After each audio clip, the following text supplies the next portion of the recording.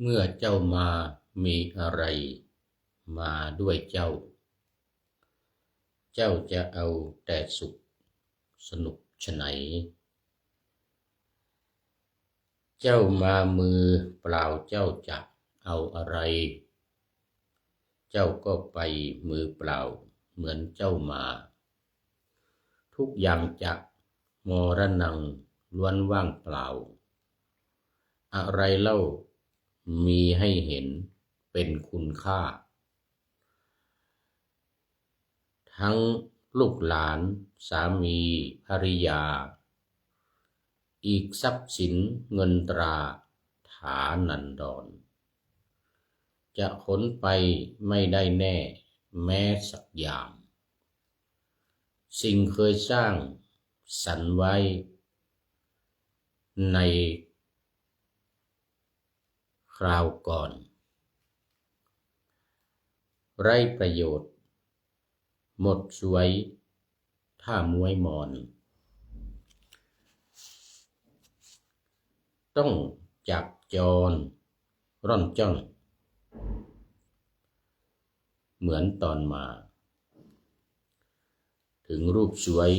รวยทรัพย์คนนับหน้าต้องอำลาลับลีหนีไม่พ้นทั้งร่ำรวยมั่งมีและยากจนจรดลสู่ป่าช้าทั่วหน้ากัน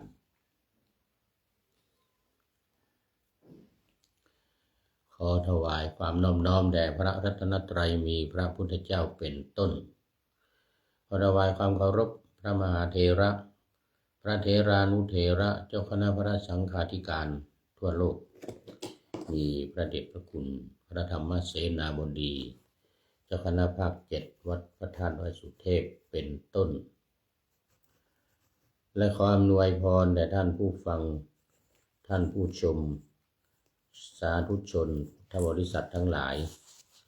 วันนี้รายการพระไตรปิฎกลอยฟ้า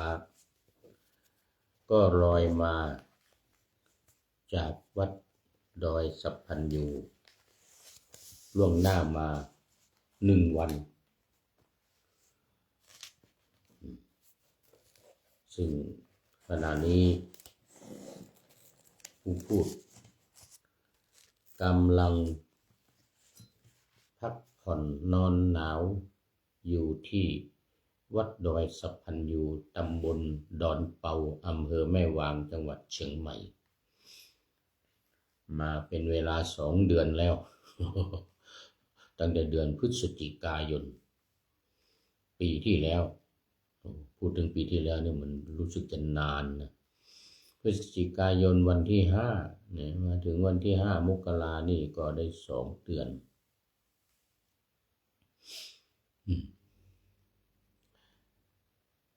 กำลังอยู่อบรมบาลีนี่เดี๋ยววันที่18นี่ก็สุดท้ายแล้วเดินทางเข้ากรุงเทพไปสอบบาลีช่วงนี้ก็เหลือเวลาอยู่อีกประมาณ10 วันเหลืออีกประมาณ10 วันอยู่ที่นี่บรรยากาศวันนี้ก็เย็นลงมาอีก19 องศาตอนนี้19 องศาเซลเซียสแต่เวลาก็ดึกพอสมควร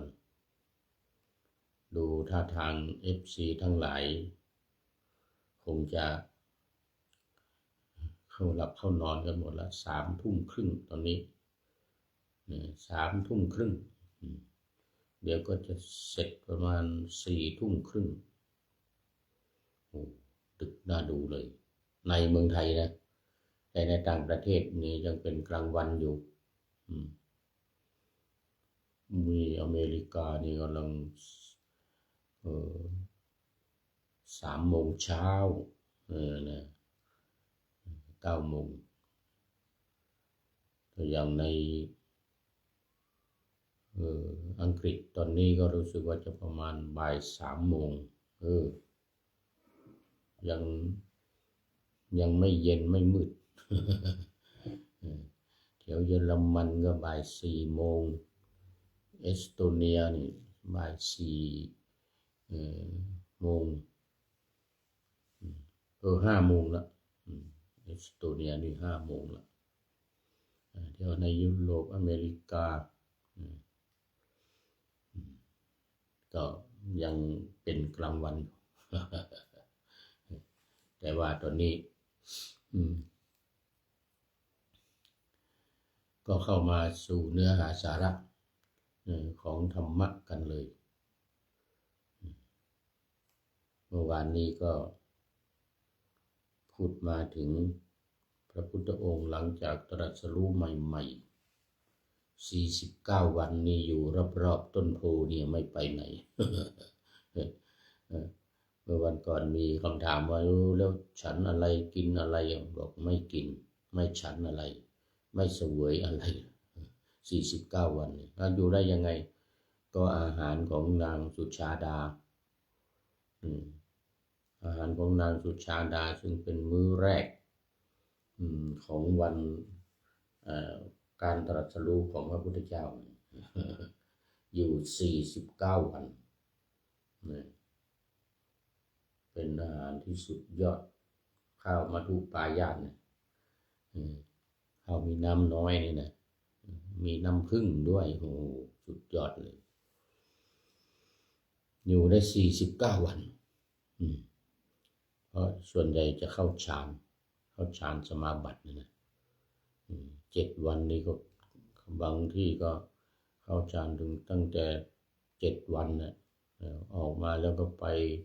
ที่นั่นที่นี่อีกทีละ7 วันในเวลาที่เข้าฌานสมาบัติเนี่ยสมาบัตินิโรธสมาบัติหรือสัญญาเวทยิตานิโรธเนี่ยนะที่เราเรียกกันว่าฌานที่9เนี่ยนะจากฌานที่8คือเนวสัญญานาสัญญายตนะนี่ถึงฌานที่9สัญญาเวทยิตานิโรธนี่เป็นอันเดียวกันอาจจะเรียกว่าเป็นท้ายๆของฌานที่8แต่ก็มันมีการดับมากกว่าฌานที่8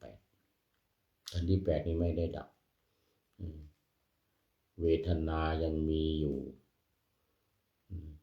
เวทนาสัญญาสังขารวิญญาณยังมีอยู่ครบแต่อันนี้เวทนาไม่มีแล้วเวทนาสัญญาก็ไม่มีสัญญากับเวทนาไม่มีนี่เรียกว่าสัญญาเวทยิตานิโรธดับทั้งเวทนาดับทั้งสัญญาก็ไม่หิวเพราะว่าอยู่ในสมาบัติอยู่ในฌานเนี่ยจะมีปีติคอยหล่อเลี้ยงอยู่ตลอดมีปีติมีความสุขแล้วก็เอกคตารมณ์นี่คอยหล่อเลี้ยงไม่ให้หิวแต่พอออกนี่จะหิวพุทธองค์ก็ออก7 วันก็ออกมาจากราชายตนะเนี่ยสมมติว่ารัตนครเจดีย์เนี่ยก็ไปอีกอันนี้มิสสเจดีย์อย่างเงี้ยอย่างนี้มิสสเจดีย์ก็ไปโน่นเลยอะไรอีกรัตนจงกรมเจดีย์อะไรเนี่ยเมื่อวานนี้มาถึงที่5สถานที่ที่5อัชฌปารณิโคตอัชฌปารณิโคตคือต้นไทรที่มีคนเลี้ยงแพะรักษาแพะอัชฌปาระเนี่ยอันนี้โคตต้นไทรที่รักษาแพะมีคนเลี้ยงแพะอยู่ที่ต้นไทรอยู่ที่ตะวันออกของต้นโพอยู่ที่ตะวันออกของต้นโพห่างออกจากต้นโพมาก็จะประมาณสัก200 เมตรประมาณไม่เกิน200 เมตรเลยนะ ห่างจากต้นโพธิบัลลังก์ที่อยู่7 วันเลยนะ200 เมตรเป็นสัปดาห์ที่5สัปดาห์ที่5ก็มาถึงก็พอถึงอัชฌปารณิโคตก็เพ่งแล้วก็เข้าสมาบัติอีก7 วัน7 วันทีนี้ตอนที่ออกจากสมาบัติ7 วันเนี่ยก็มีพราหมณ์มาคนหนึ่งชื่อว่าหุกะนี่นะพราหมณ์หุกชาติหรือหุงกชาติหุงกชาติแล้วหุกชาติเมื่อวานนี้เรามาถึงตอนนี้ที่เที่ยวว่าใส่คนนั้นใส่คนนี้เนี่ยนะขู่คนนั้นขู่นี่มาขู่พระพุทธเจ้ามาใส่พระพุทธเจ้าพระพุทธองค์ก็อันนี้ยังเป็นสัปดาห์ที่5มาสัปดาห์ที่5ทรงเปล่งอุทานแล้วทีนี้ทรงทราบใจความสำคัญแห่งคำที่แกกล่าวนั้นจึงทรงเปล่งอุทานนี้ในเวลานั้นเนื้อความแห่งอุทานนั้นว่าพราหมณ์ใดชื่อว่าเป็นพราหมณ์เพราะมีบาปทำอันลอยเสียแล้วจึงได้เป็นผู้ประกอบด้วยบาปธรรมมีกิเลสเป็นเครื่องขู่ผู้อื่นว่าหุเลยนะแล้วก็กิเลสดุจน้ำฝาดเป็นต้นเพราะคำที่มาถือว่าสิ่งที่เห็นแล้วเป็นมงคลนี่พราหมณ์นี่ก็ถือว่าสิ่งที่เห็นเป็นมงคลปฏิญาณข้อที่ตนเป็นพราหมณ์ด้วยเหตุสักว่าชาติอย่างเดียวหาไม่ได้พราหมณ์นั้นชื่อว่าเป็นผู้มีบาปทำอันลอยแล้วเพราะเป็นผู้ลอยบาปทำเสียชื่อว่าผู้ไม่มีกิเลสเป็นเครื่องขู่ผู้อื่นว่าเพราะมาละกิเลสเป็นเครื่องขู่ผู้อื่นว่าเสียได้ชื่อว่าผู้ไม่มีกิเลสดุจน้ำฝาดเพราะไม่มีกิเลสดุจน้ำฝาดมีราคะเป็นต้นชื่อว่ามีตนสำรวมแล้วเพราะเป็นผู้มีจิตประกอบด้วยความด้วยภาวนานุโยคคือประกอบการภาวนาอันหนึ่งชื่อว่าผู้มีตนสำรวมแล้วเพราะเป็นผู้มีจิตสำรวมด้วยศีลสังวรศีลสังวรชื่อว่าผู้จบเวทแล้วเพราะเป็นผู้ถึงที่สุดด้วยเวททั้งหลายกล่าวคือจาตุมัคคยานหรือเพราะเป็นผู้เรียนจบไตรเพศชื่อว่าผู้จบพรหมจรรย์แล้วคำว่าไตรเพศนี้จะหมายถึงพรหมจรรย์เพราะพรหมจรรย์คือมรรคสี่อันตนได้อยู่เสร็จแล้วก็คือมรรคสี่โสดาปัตติมรรคสกทาคามิมรรคอนาคามิมรรคและอรหันตมรรคนี่จึงเรียกว่าพราหมณ์ในพระพุทธศาสนาไม่ใช่ว่าจะเป็นพราหมณ์โดยโคตรโดยตระกูลอย่างเดียวไม่ใช่คำว่าพราหมณ์ในพระพุทธศาสนานี่จะหมายถึงว่าคนที่ลอยบาปลอยกิเลสทั้งหลายนี้ให้หมดไปสังโยชน์ทั้ง10 ประการนี้ไม่มีแล้วก็กิเลสตัวใหญ่ความราคะความใคร่โทสะความโกรธโมหะความหลงนี่ไม่มีอย่างนี้เรียกว่าพราหมณ์ในความหมายของพระพุทธศาสนาแต่พราหมณ์ในสมัยเก่าในความหมายของศาสนาพราหมณ์หรือศาสนาฮินดูปัจจุบันนี่นะเขาก็จะหมายถึงบุคคลผู้ที่เกิดมาในตระกูลพราหมณ์ มันสืบทอดกันมาสืบทอดกันมาสี่ตระกูลน่ะตระกูลพราหมณ์ตระกูลแพทย์ตระกูลกษัตริย์แล้วก็จันทานนะตระกูลของจันทานหรือสูตรหรือสูตรจันทานนี้จะเป็นลูกของคนที่ต่างวรรณะกันแต่งงานกันโอ้ตอนนี้ขอต้อนรับท่านวิเชียรธาตุอินจันทร์โอ้นี่ก็หลายวันเหมือนกันนี่ไม่เข้ามาจากวัดป่าไผ่บ่อทองอำเภอดอยสะเก็ดเนี่ยตำบลแม่โป่งนะหรือชื่อภาษาบาลียากๆหน่อยว่าวัดกัญจนิทยารามวัดกัญจนิทยารามเป็นวัดเดิมของผู้พูดนี่นี่สมัยก่อนบวชเป็นสามเณรอยู่วัดนี้นะเป็นสามเณรอยู่วัดนี้แหละจนแต่ไปพักบวชวัดนี้ในนามของวัดนี้นะวัดป่าไผ่นี่นะเสร็จแล้วก็ไปอยู่นู่นอารามวัดแม่ห้องไคร้อยู่ตัวตุลุงยังตุลุงบุญยังนะตุลุงบุญยังไปเป็นเจ้าอาวาสอยู่ที่อารามตอนหลังมาก็ยกขึ้นเป็นวัดละตอนนี้เป็นวัดแม่ห้องไคร้นี่ก็โมทนากับท่านอาจารย์วิเชียรธาตุอินจันทร์นี่ธาตุอินจันทร์นี่เป็นนามสกุลของแม่ผู้พูดนี่นะเป็นนามสกุลธาตุอินจันทร์ก็โมทนาไปอย่างยิ่งเอาละทีนี้ก็มาถึงตอนนี้โพธิกถาพูดถึงพระพุทธเจ้าหลังจากตรัสรู้ใหม่ๆนะซึ่งอยู่ในพระไตรปิฎกเล่มที่25ใช่เล่มที่25ขุทกนิกายนิกายเล็กๆแต่ว่ามีเยอะมีเรื่องราวเยอะองค์ทานของพระพุทธเจ้านี่อยู่ในพระไตรปิฎกเล่มนี้หมดเป็นขุทกนิกายเล่มแรกในจำนวน9เล่ม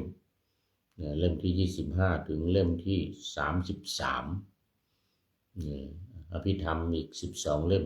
34ถึง45ก็ทบทวนให้ท่านผู้ฟังได้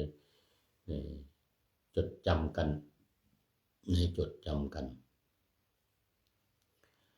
เป็นนิกายสุดท้ายเลยเป็นหมู่สุดท้ายหรือกลุ่มสุดท้ายใน5นิกายตั้งแต่ทีฆนิกายมัชฌิมนิกายสังยุตตนิกายอังคุตรนิกายแล้วก็ขุททกนิกายตอนนี้ยังอยู่ในมหาขันธวรรคมหาขันธกวรรควรรณนาคือวรรคใหญ่เป็นวรรคต้นเลยวรรคใหญ่เป็นวรรคต้นของตติยะสมันตปาสาธิกานะเขาได้หนังสือ3 มนเป็นตำราเกี่ยวกับพระพุทธศาสนาที่ชำระหรือรจนาโดยพระเดชพระคุณพระพุทธโฆษาจารย์อันนี้จากประเทศอินเดียไปบวชที่ประเทศศรีลังกาเมื่อ500 ปี500 ถึง 600 ปีก่อนที่จะทำสังฆายนาครั้งสุดท้ายครั้งที่6กันนะครั้งสุดท้ายครั้งที่600 ปีหลังจากพุทธปรินิพพานเพราะนั้นพระไตรปิฎกที่นำมาพูดนี้เป็นอรรถกถานะอรรถกถานี่หมายถึงพจนานุกรมของพระไตรปิฎกอธิบายความอธิบายศัพท์อย่างนี้อธิบายประโยคที่พระพุทธองค์ตรัสอย่างนี้บาทพระคาถาว่าธัมเมนะโสพรหมะพรหมเมนะโสพรหมวาทังมีความว่ากิเลสเครื่องฟูขึ้น5อย่างนี้คือราคะ โทสะโมหะมานะและทิฏฐิราคะโทสะโมหะมานะและทิฏฐิ5อย่างนี้ในเพราะอารมณ์น้อยหนึ่งคือว่าแม้ในเพราะอารมณ์อย่างหนึ่งในโลกทั้งมวลไม่มีแก่พราหมณ์ใดพราหมณ์นั้นโดยทางธรรมควรกล่าววาทะนี้ว่าเราเป็นพราหมณ์เราเป็นพราหมณ์เมฆที่เกิดขึ้นเมื่อยังไม่ถึงฤดูฝนชื่อว่าอากาศเมฆอยู่บนฟ้าก็แลเมฆนี้เกิดขึ้นในเดือนท้ายแห่งฤดูร้อนบทว่าสัตตาหะวัฏฐลิกามีความว่าเมื่อการเมฆนั้นเกิดขึ้นแล้วได้มีฝนตกพรำตลอด7 วันนี่เข้าสู่ท้ายฤดูร้อนจะเข้าสู่ฤดูฝนซึ่งเปรียบเทียบเป็นการพูดเปรียบเทียบบทว่าสีตวาทุทินีมีความว่าก็แลฝนตกพรำตลอด7 วันนั้นได้ชื่อว่าฝนเจือลมหนาวนี่เพราะเป็นวันที่ลมหนาวเจือเม็ดฝน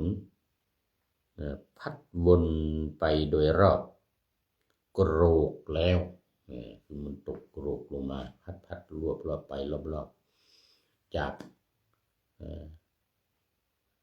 ปลายร้อนต้นหนาวปลายของฤดูร้อนแล้วเข้าสู่ต้นของฤดูหนาวอันนี้ก็จบอาชาปารานิโคตนะอาชาปารานิโคตก็เข้าไปสู่มุจจรินทกถาแล้วนี้มุจจรินทกถาว่าด้วยสระน้ำที่ต้นมุจจรินเนี่ยปกติเป็นต้นไม้ที่มีร่มหนาเขียวครึ้มเลยทีเดียวนะยังไม่มีน้ำแต่มันอยู่ในที่ต่ำใกล้กับแม่น้ำเนรัญชลาคราวนี้พอพระพุทธองค์เสด็จไปที่สระมุจจรินเนี่ยนะที่ต้นมุจจรินนะต้นมุจจรินตอนหลังมันจะกลายเป็นสระน้ำเพราะว่าพอฝนตกหนักน้ำก็ท่วมขังอยู่ตรงนั้นน้ำจากแม่น้ำเนรัญชลาก็ไหลมาเข้ามาในต้นสระมุจจรินพญานาคก็ทราบว่าพระพุทธองค์เนี่ยไม่มีที่นั่งไม่มีที่นั่งพอเสด็จไปแล้วฝนตกแล้วน้ำเข้ามาที่ต้นไม้ต้นมุจจรินเนี่ยนะเขาเรียกต้นจิกนี่นะต้นดอกจิกนี่นะคือน้ำเข้ามาทีนี้นาคซึ่งวันที่พระพุทธองค์ตรัสรู้เนี่ยพุทธองค์ฉันข้าวมัทุปายาตของนางสุชาดานะแล้วก็ปล่อยถาดลงไปในน้ำเนี่ยมันลงไปถึงใต้บาดาลไปถูกใส่หัวพญานาคดังปิ้งพญานาคก็ตื่นขึ้นมาโอ้พระพุทธเจ้าตรัสรู้อีกองค์หนึ่งเลยอันนี้หลับตั้งแต่สมัยพระพุทธเจ้าพระนามว่ากัสสปะ1 พุทธันดรระหว่างพุทธเจ้ากัสสปะมาถึงพุทธเจ้าของเรานี่หลับมาตลอดพอตื่นขึ้นปิ้งถาดลงไปถูกใส่หัวพญานาคนี่ก็ตื่นขึ้นมาโอ้พระพุทธเจ้าจะตรัสรู้อีกรูปหนึ่งก็คอยดูทีนี้คอยดูพอสัปดาห์ที่พระพุทธองค์ไป ต้นมุจลินนี่นะพญานาคก็รู้แล้วฝนจะตกแล้วก็น้ำจะท่วมโอ้ตอนนี้ขอต้อนรับคุณโยมจากมีล้านนาโอ้สาธุสาธุนี่หลายวันเหมือนกันนี่หลายวันไม่ได้เข้ามาเป็นFCตัวจริงแล้วก่อนหน้านั้นนี่เข้ามาทุกรายการทุกวันนี่ตอนนี้ก็กราบไหว้สาเจ้าวนะสาธุสาธุสาธุเจ้าค่ะโอ้โมทนาโมทนาคุณโยมจากมีล้านนาจังหวัดเชียงใหม่นี่แหละในอำเภอเมืองเชียงใหม่โมทนาโมทนานึกว่าหลับกันหมดแล้ว ยังไม่หลับนี่มีท่านวิเชียรธาตุอินจันทร์แล้วก็ตอนนี้มีล้านนาเข้ามาเป็น FC ที่2เป็นรายที่2ในคืนนี้นึกว่าจะพูดให้ผีฟังเลยนะวันนี้มีโยมเข้ามาแล้วเจ้าของร้านบะหมี่มีล้านนาโมทนาโมทนาเอามาต่อพูดถึงสามุจลินนะนี่นะสามุจลินที่พญานาคนี่ก็ขึ้นมาคดขนดคือตัวพญานาคนี่นะเป็นชั้นเป็นชั้นเป็นชั้นเป็นชั้น7 ชั้นขึ้นคือมันพ้นไปงั้นมันไม่พ้นน้ำไงน้ำสูงขึ้นมาแล้วใต้ต้นดอกจิกนี่นะต้นมุจลินนะใต้ต้นมุจลินนี่นะคุณโยมมีล้านนาบอกว่าไปงานเดี๋ยวก่อนไปงานอะไรเนี่ยไปงานขาวดำเจ้าช่วงนี้โอ้ที่หายไปหลายวันนี้ไปงานขาวดำไปงานศพญาติหรือศพในหมู่บ้านอะไรก็มีนะก็ไม่ได้เข้ามาไม่เป็นไรนะตอนนี้ก็ไปกลับมาแล้วก็มาเข้าชมรายการคอมเมนต์มาในรายการ ซึ่งวันนี้เป็นสุดท้ายแล้วเนี่ยตอนรอบดึกนี่นะรอบดึกนี่พระไตรปิฎกลอยฟ้านี่จะเป็นรายการสุดท้ายสำหรับล่วงหน้ามา1 วันสำหรับพรุ่งนี้ก็ถ้าจะฟังทางวิทยุ5 แห่งเนี่ยก็ฟังเวลา8 นาฬิกาถึง9 นาฬิกา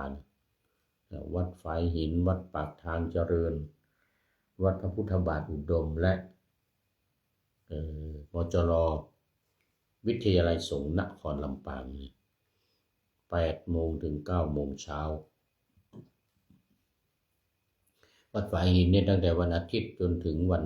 ศุกร์แต่ก่อนในวันจันทร์ถึงวันศุกร์ในวันอาทิตย์ถึงวันศุกร์หยุดเว้นวันเสาร์วันเดียวส่วนอีก4 สถานีนั้นทุกวันเลยทุกวันพระเดชพระคุณหลวงพ่อพระครูสุจิตตานุรักษ์หลวงพ่อเจ้าคณะอำเภอฝางวัดพระพุทธบาทอุดมนี่นะก็นำออกอากาศทุกวัน8 นาฬิกาถึง 9 นาฬิกาแต่บางทีวัดฝายหินนำไปออก9 ถึง 10ก็ทุกสถานีเขา9 ถึง 10เหมือนกันหมดเนื่องเพราะว่าต้องลิงก์จากวัดฝายหินนะ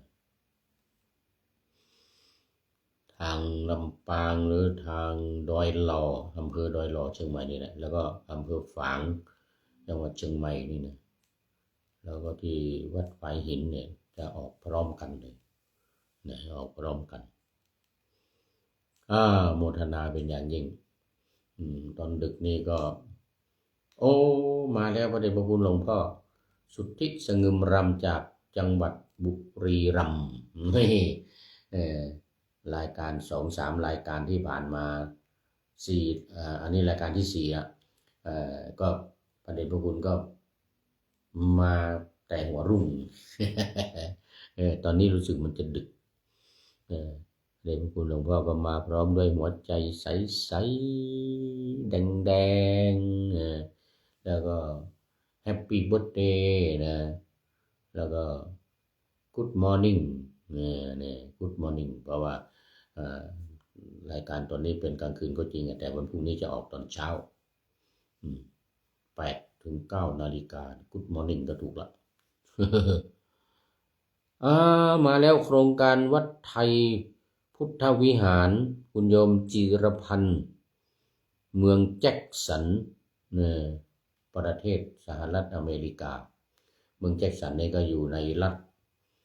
มินนิโซตามินนิโซตานี่เมืองแจ็คสัน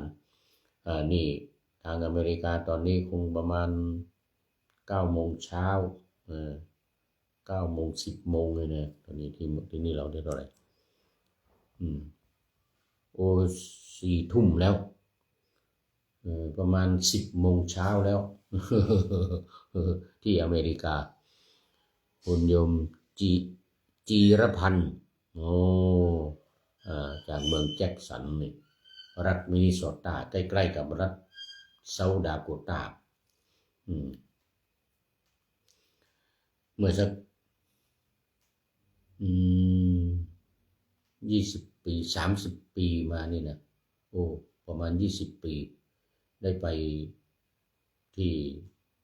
เซาท์ดาโกตานี่นะไปซื้อหาที่ดินไว้แล้วจะสร้างวัดที่เซาท์ดาโกตานะญาติโยมที่นั่นพากันไปหาที่ดินได้แล้วแต่ว่าไม่ได้ไปเสียดายมาก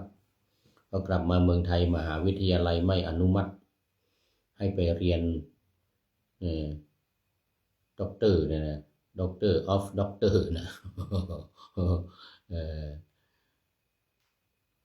กะว่าจะไปเรียนสัก6 ปีนะ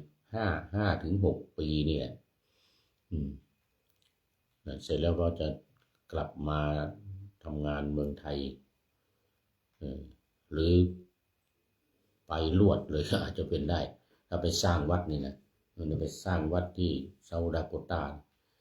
คุณโยมบอกว่าทางพุทธวิหารโครงการวัดไทยพุทธวิหารตอนนี้ก็มีพระมันไม่ได้มีพระอยู่ประจำเหมือนกันนะไม่ได้มีพระอยู่ประจำอยากจะได้พระไปบริหารงานสร้างวัดนี่โครงการวัดไทยพุทธวิหารนี่น่าสนใจน่าสนใจแต่ว่าตอนนี้จะต้องไปเอสโตเนียปีนี้เดี๋ยวปีนี้จะต้องทำพาสปอร์ตใหม่แล้วก็ไปเอสโตเนีย5 ปี5 ปีเดี๋ยวหลังทำเดี๋ยวสอบเสร็จวันที่20-21นี่ก็จะทำพาสปอร์ตใหม่แล้วก็ทำวีซ่า5 ปีทำพาสปอร์ตก็5 ปีเท่ากันแล้วก็บางทีอาจจะได้ไปเยี่ยมทางอเมริกาเขาจริงตั้งใจจะไปนี่แหละที่เหนืออเมริกาไปหน่อยนะประเทศอะไรลืมไปเนี่ย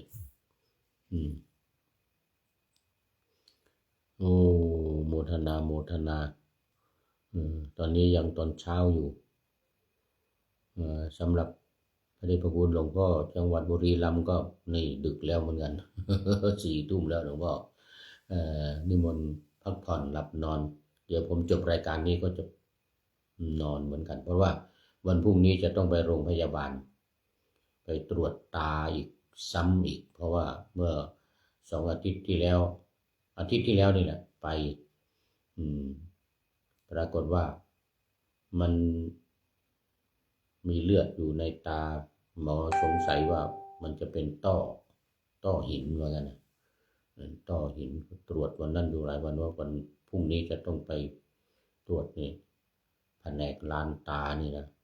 แล้ววันมะรืนก็ต้องไปพบแพทย์อีก 2 วันจะเข้าไปในเมืองวันพรุ่งนี้แล้วก็วันมะรืนนี้2 วันแล้วกลับมาที่วัดดอยสัมพันยูนี่ก็ตอนเย็นวันศุกร์นู่นนะตอนเย็นวันศุกร์ต้องไปนอนนู่น1 คืนโมทนาเป็นอย่างยิ่งกับคุณโยมจีรพันธ์นี่ก็จบรายการนี้ก็จะได้พักผ่อนหลับนอน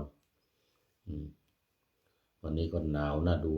ลงมาอีกแล้ว19 องศาในเมืองไทยนี่18-19 องศานี่ถือว่าหนาวนะแต่บนดอยอินทนนท์อยู่ใกล้ๆนี่นะดอยอินทนนท์อยู่ใกล้ๆนี่นะ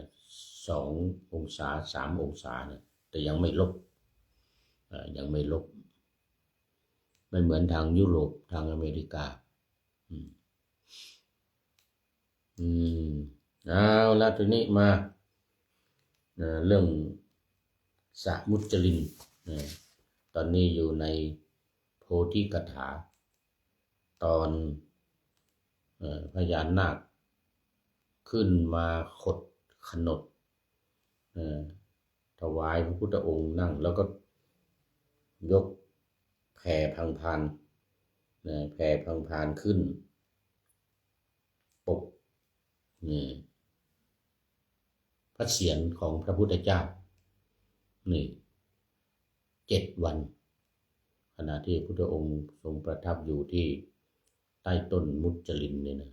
น้ำท่วมฝนตกกับน้ำท่วมขึ้นต้อง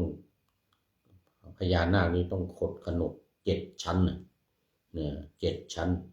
พระพุทธองค์ก็นั่งเข้าสมาบัตินิโรธสมาบัติอีก7 วันอยู่ใต้ต้นมุจลินนั้นบนขดขนดของพญานาคแล้วฝนก็ตกอยู่ตลอด7 วันฝนก็ตกตลอด7 วันพญานาคก็แผ่พังพานขึ้นไปบังกันฝนไม่ให้ฝนถูกพระพุทธองค์พุทธเจ้าแผ่พังพานใหญ่มากฝนไม่ถูกพระพุทธเจ้าเพราะว่าตลอด7 วันฝนตกทั้ง7 วันหลายบทว่าอัฏฐโขมุจลินโทนาคราชามีความว่าพญานาคผู้มีอานุภาพใหญ่เกิดขึ้นที่สะโบกรณีใกล้ต้นไม้จิกนั่นเองเนี่ยต้นไม้จิกเนี่ยเขาเรียกว่าภาษาไทยเราคือไม้จิกหรือดอกจิกดอกจิกคือดอกที่เหมือนที่มี3 หน่วยเห็นใบไผ่นะเขาเรียกว่าดอกจิกนะที่ไผ่นะจะมีใบโพดำโพแดงแล้วก็มีข้าวหลามตัดมีลูกข้าวหลามตัดแล้วก็ดอกจิกไอ้ดอกจิกตัวนี้แหละเขาเรียกว่าภาษาบาลีว่ามุจรินภาษาไทยว่าดอกจิกนะหลายบทว่าสัตตคัตตุงโพเคหิปริคิปิตวามีความว่าเมื่อพญานาคนั้นวงรอบพระวรกายด้วยขนด7 รอบแผ่พังพานใหญ่ปกเบื้องบนพระเศียรอยู่อย่างนั้นร่วมในแห่งวงขนดของพญานาคนั้นมีประมาณเท่าห้องเรือนคลังในโลหะปราสาทความกว้างเท่ากับเรือนคลังในโลหะปราสาทของนางสุชาดาเดี๋ยวนางวิสาขาเนี่ยสร้างวัดที่บุพารามเนี่ยนะโลหะปราสาทแล้วก็เรือนไฟเนี่ยเรือนไฟที่ความกว้างของห้องครัวเนี่ยนะบนขนดของพญานาคนี่เท่ากับเรือนไฟในเรือนคลังเก็บสิ่งของ เดินคลังนี่นะโอ้กว้างขวางพอสมควรพุทธองค์ก็ประทับนั่งตลอด7 วันก็ขนดเดี๋ยวพังพานเนี่ยพญานาคแผ่พังพานคุมพระเศียรของพระพุทธองค์อยู่ตลอด7 วันเพราะฝนก็ตกตลอด7 วันเนี่ยเดี๋ยวมีขนดจุดรอบแห่พังพานใหญ่ปลุกเบื้องบนพระเศียรอยู่อย่างนั้นร่วมในแห่งขนดของพญานาคนั้นมีประมาณเท่าห้องเรือนครังในโลหะปราสาทที่วัดบุพารามนะเพราะเหตุนั้นพระผู้มีพระภาคจึงเป็นเสมือนประทับนั่งในปราสาทอันอับลมคือไม่มีลมมีประตูหน้าต่างปิดเหมือนกับโลหะปราสาทที่มีประตูหน้าต่างปิดอยู่ในขนดที่พญานาคทำเป็นวงเลยนะรอบพระวรากายของพุทธองค์นั่งก็นั่งอยู่บนตัวของพญานาคนั่นแหละแล้วก็สูงขึ้นมาก็โอบล้อมไปรอบแล้วก็แผ่พังพานบังข้างบนพอฝนตกลงมานี่ก็ไม่ถูกพระวรากายของพระพุทธเจ้าเลยเนี่ยก็จะถูกพังพานคุมหมดเลยนะคุมที่ว่าเท่ากับเรือนคลังนะคุมทั้งหมดเลยคำว่ามาพระกวันตังสีตังเป็นต้นนะแสดงเหตุที่พระยานาคนั้นทำอย่างนั้นจริงอยู่พญานาคนั้นได้ทำอย่างนั้นก็ด้วยตั้งใจว่าหนาวอย่าได้เบียดเบียนพระผู้มีพระภาคเพราะนั้นฝนตกหนักร้อนอย่าได้เบียดเบียนพระผู้มีพระภาคและสัมผัสเหลือบยุงแดดเป็นต้นอย่าได้เบียดเบียนพระผู้มีพระภาคอันที่จริงเมื่อมีฝนตกพรำตลอด7 วันในที่นั้นไม่มีความร้อนเลยถึงอย่างนั้นก็สมควรที่พญานาคนั้นจะคิดอย่างนี้ว่าถ้าเมฆจะหายไปในระหว่าง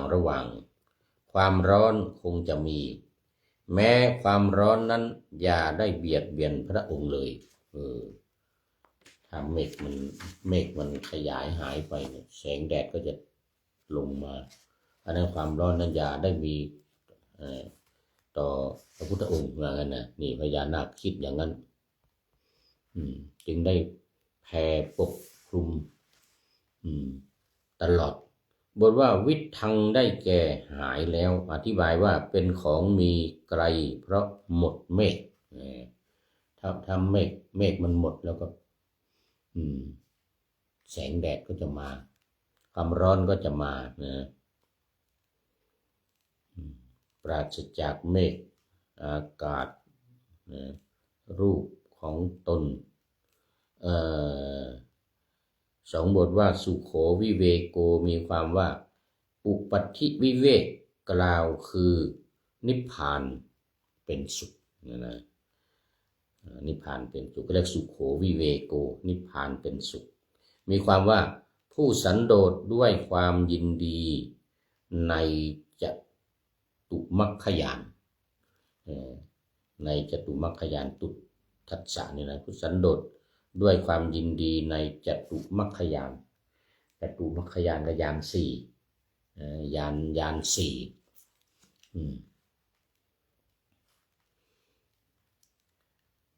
อติตังสยานจุตูปปาตยานแล้วก็อาสวัคคยยาน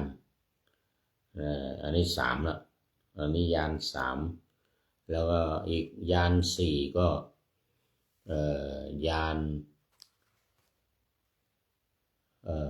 เดี๋ยวก่อนมันอยู่ในวิปัสสนาญาณนะอยู่ในวิปัสสนาญาณเดี๋ยวก่อน สุตธรรมัสสะได้แก่ผู้มีธรรมปรากฏแล้วปัสสโตมีความว่าผู้เห็นอยู่ซึ่งวิเวกนั้นหรือทำอย่างใดอย่างหนึ่งซึ่งจะพึงเห็นได้ทั้งหมดด้วยดวงตาคือญาณซึ่งได้บรรลุด้วยกำลังความเพียรของพระองค์เองความไม่เกรี้ยวกราดกันชื่อว่าความไม่เบียดเบียนไม่เบียดเบียนกันทำเป็นส่วนเบื้องต้นแห่งเมตตาพระผู้มีพระภาคทรงแสดงด้วยบทว่าความไม่เบียดเบียนนั้นก็คือมีความเมตตาเป็นพื้นฐานสองบทว่าปานะภูเตสุสัญญโมมีความว่าและความสำรวมในสัตว์ทั้งหลายอธิบายว่าความที่ไม่เบียดเบียนกันเป็นความสุขก็คือสำรวมในการที่จะไม่ทำร้ายทำอันตรายซึ่งกันและกันทำเป็นส่วนเบื้องต้นแห่งกรุณาพระผู้มีพระภาคทรงแสดงด้วยบทว่าความสำรวมนั้นกับทั้งกรุณาแล้วก็มุทิตาอุเบกขามีนัยยะเหมือนเดียวกันบาทคาถาว่าสุขาวิราคตาโลเกมีความว่าแม้ความปราศจากกำหนัดก็จัดเป็นความสุขคือไม่มีความกำหนัดไม่มีความต้องการในกามคุณนี่เรียกว่าจัดว่าเป็นความสุขอีกอย่างหนึ่งความปราศจากกำหนัดเป็นเช่นไรตอบว่าคือความล่วงกามทั้งหลายเสียคือไม่มีกามคือล่วงจากกามไปทั้งหมดกามคุณห้ารูปเสียงกลิ่นรสโผฏฐัพพะเนี่ยทั้งห้าอย่างนี้ไม่มีล่วงไปหมดล่วงไปหมดอธิบายว่าความปราศจากกำหนัดอันใดที่ท่านเรียกว่าความล่วงกามทั้งหลายเสียแม้ความปราศจากกำหนัดอันนั้นก็จัดเป็นความสุขจัดเป็นความสุขอนาคามิมรรคพระผู้มีพระภาคตรัสด้วยบทว่าความปราศจากกำหนัดนั้นคือมรรคที่สามโสดาปฏิมรรคสกทาคามิมรรคแล้วก็อนาคามิมรรค1-2เนี่ยโสดาปฏิมรรคกับสกทาคามิมรรคนี่ยังมีราคะโทสะโมหะสกทาคามิมรรคน่าจะเบาบางลงราคะโทสะโมหะเบาบางส่วนอนาคามิมรรคนี่ไม่มีเลยกามฉันทะกับปฏิฆะที่ว่าเบาบางเนี่ยหมดเลยนั่นแสดงว่าราคะกับโทสะหมดไปในมรรคญาณก็เป็นผลญาณกลายเป็นผลญาณหรืออนาคามิผลบทว่ามุจจลินทมูลาได้แก่จากโคนเดี๋ยวก่อนส่วนพระอรหันต์พระผู้มีพระภาคตรัสด้วยคำนี้ว่าความกำจัดสมิมานะเสียจริงอยู่พระอรหันต์ท่านกล่าวว่าเป็นความกำจัดด้วยรำงับอัตสมิมานะคือความถือว่าเป็นตัวเป็นตนเนี่ยนะอัตสมิมานะหรืออัตตาเนี่ยอัตตาก็เมื่อกำจัดระงับอัตสมิมานะนี่ก็คือระงับความมีตัวตนก็กลายเป็นอนัตตากลายเป็นอนัตตาก็ขึ้นชื่อว่าสุขอื่นจากพระอรหันต์นี้ไม่มีเพราะเหตุนั้นพระผู้มีพระภาคจึงตรัสว่าข้อนี้แลเป็นสุขอย่างยิ่งก็คือนิพพานเป็นสุขอย่างยิ่งได้ในคำว่านิพพานังปรมังสุขขังพระนิพพานเป็นสุขอย่างยิ่งนะเอาละตอนนี้ก็เข้ามา วาระสุดท้ายจบในส่วนของมุจลินสระมุจลินสระน้ำมุจลินที่พญานาคมาทำขนดแล้วก็รอบๆกายของพระวรกายของพระพุทธเจ้าแล้วก็พังพานคุมข้างบนเนี่ยนะ7 วันอยู่ที่นั่นที่ต้นมุจลินหรือว่าต้นดอกจิกเนี่ยต้นจิกเนี่ย7 วันจบนี่จบแล้วต่อไปมันจะเป็นราชายตนะกถาซึ่งเรียกว่าต้นราชายตนะนี่ก็คือต้นนึกไม่ออกแล้วเดี๋ยววันพรุ่งนี้เราจะมาต่อสถานที่สุดท้ายเลยราชายตนะเนี่ยอยู่ทางทิศตะวันตกเฉียงใต้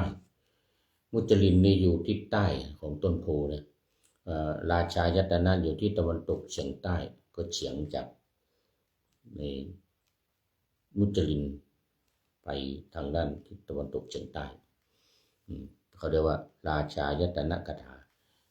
ราชายตนะบัลลังก์ที่พระองค์ทรงประทับอีก7 วัน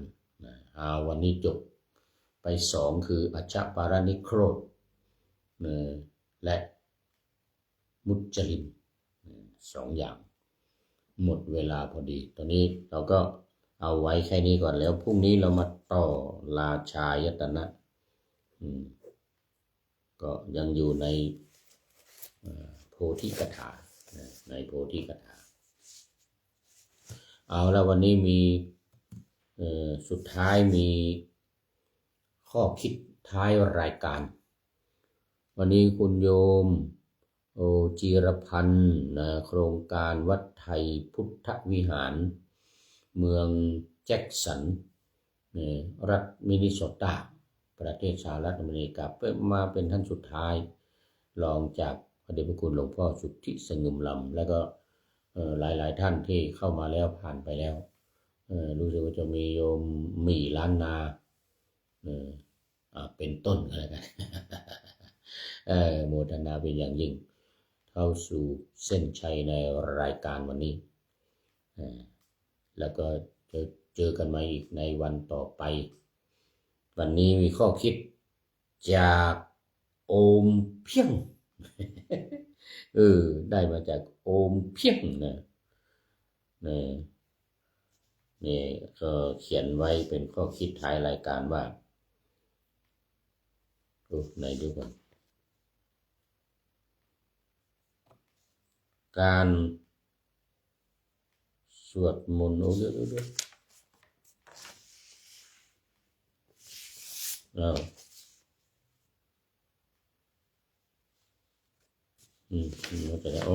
นี่โอมเพียงนี่โอมเพียงนี่นะเมื่อเจ้ามามีอะไรมาด้วยเจ้าจะเอาแต่สุขสนุกฉะไหนเจ้ามามือเปล่าเจ้ามามือเปล่าเจ้าจะเอาอะไรเจ้าก็ไปมือเปล่าเหมือนเจ้ามาทุกอย่างจะมรณังล้วนว่างเปล่าอะไรเล่ามีให้เห็นเป็นคุณค่าทั้งลูกหลานสามีภริยาอีกทรัพย์สินเงินตราฐานันดรจะขนไปไม่ได้แน่แม้สักอย่างสิ่งเคยสร้างสรรค์ไว้ในการก่อนไร้ประโยชน์หมดสวยถ้ามวยมอนต้องจากจรร่อนจ้อนเหมือนตอนมาถึงรูปสวยรวยทรัพย์คนนับหน้าต้องอำลาลับลี้หนีไม่พ้นทั้งร่ำรวยมั่งมีและยากจนจรดลสู่ป่าช้าทั่วหน้ากันแล้วขอบคุณผ ผู้ประพันธ์ที่นามปากกาว่าโอมเพียงไว้ณที่นี้เป็นอย่างยิ่งขอนำพระไตรปิฎกลอยฟ้าไปจากผู้ฟังทั้งหลายในโลกล่าวันต่อไปจะได้ย้อนกลับมาสู่สถานีใหม่ให้ท่านฟังอย่าลืมเปิดวิทยุหรือเครื่องรับโทรศัพท์โมบายคอมพิวเตอร์ผัง YouTube เฟซเพจไลน์ให้ดังๆเพื่อชมฟังรายการวันต่อไปขอทุกท่านมีความสุขทุกคืนวันนำธรรมะประกอบการงานทั้งหลายเช่นขยันทำงานทางวาจากายใจขวนขวายกิจการงานนานาบำเพ็ญสาธารณประโยชน์เว้นสิ่งที่มีโทษโหดเยี่ยงสาประกอบแต่กรรมดีมีราคาแสวงหาเงินทองครองใจคนเสียสละพลทรัพย์นับมากน้อยไม่ให้ล้านก็ให้ร้อยไม่ด้อยผลเอื้อคนรวยช่วยคนยากฝากคนจนให้ทุกคนเท่ากันมาตรฐานเดียวขอเจริญพร